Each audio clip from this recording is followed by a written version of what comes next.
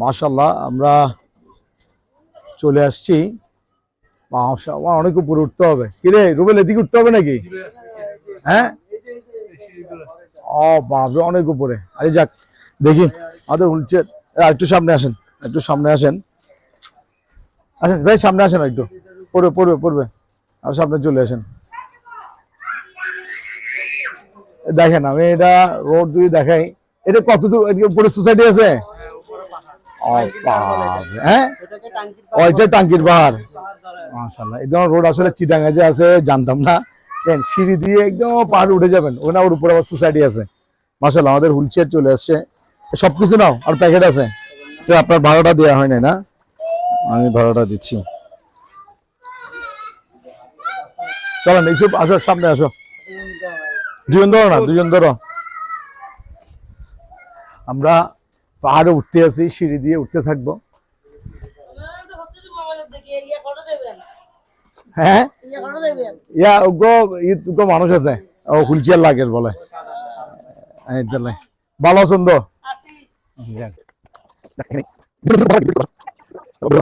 উনি রুবেল, ওনার বাসাটা ভাইয়ের বাসা, উনি এখানে থাকে। ভাইয়ের বাসা থাকে।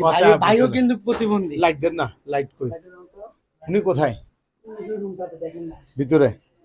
যা লাইটটা দেন। উনি ভাইয়ের বাসায় থাকে। ওনাই এখানে দেখে রাখলে কেমন? সালাম আলাইকুম, ভালো আছেন?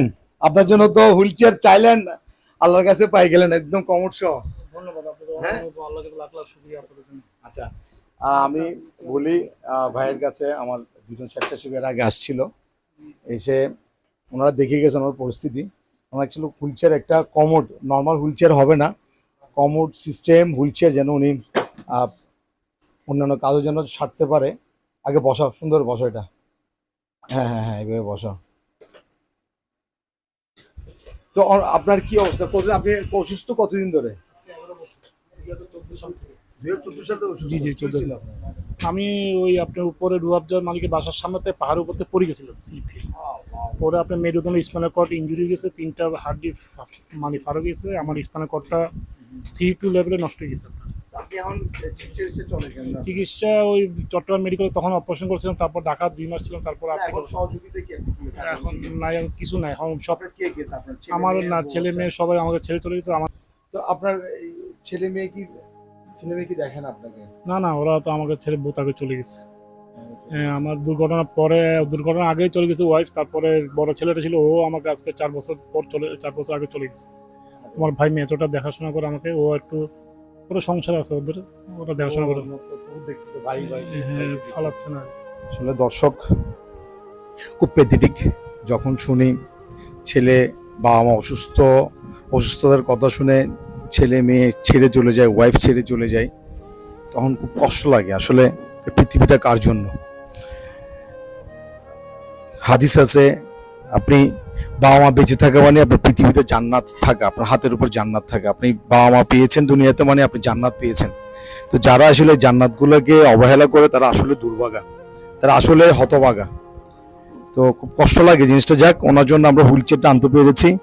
আমার জাপান প্রবাসী আমাদের এক ভাই শুভাকাঙ্ক্ষী, নাম প্রকাশ অনুচ্ছুক, উনি হুইলচেয়ারটা স্পন্সর করেছে এবং এই ভাইয়ের জন্য দোয়া রাখবেন। ওনার আসলে ওনার ভাই ওনাকে দেখাশোনা করতেছে। মাশাআল্লাহ, হুইলচেয়ারে বসতে পারবেন?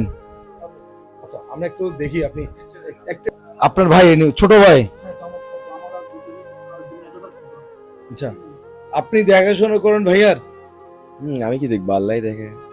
মানে আপনি তো রাখছেন, ওনার ছেলে মেয়েরা তো চলে গেছে, বউ চলে গেছে। আমার তো ভাই, আমি আর কোথায় রাখবো?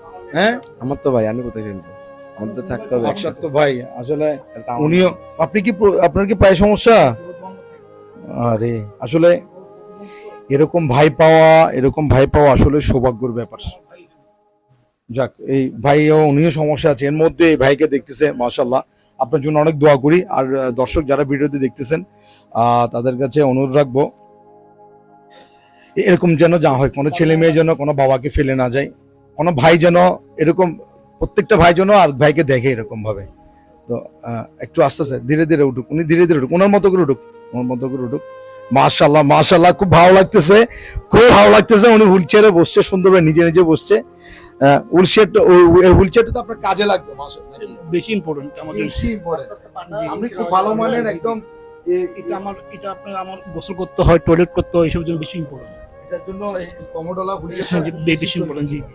আসলে আমরা খুবই আনন্দিত। আমাদের টিম মেম্বার সুমন ভাই আছেন, ইউসুফ, রুবেল, আমার বড় রুবেল, ছোট রুবেল, পিছনে আছে ছোট ইউসুফ, ক্যামেরাতে আছে বড় ইউসুফ। আমাদের মাশাআল্লাহ সবাই আসছে আজকে এখানে, খুব ভালো লাগতেছে। তো এই হুইলচেয়ারটা বলে আমাদের জাপান প্রবাসী এক শুভাকাঙ্ক্ষী নাম প্রকাশে উনি দিয়েছে।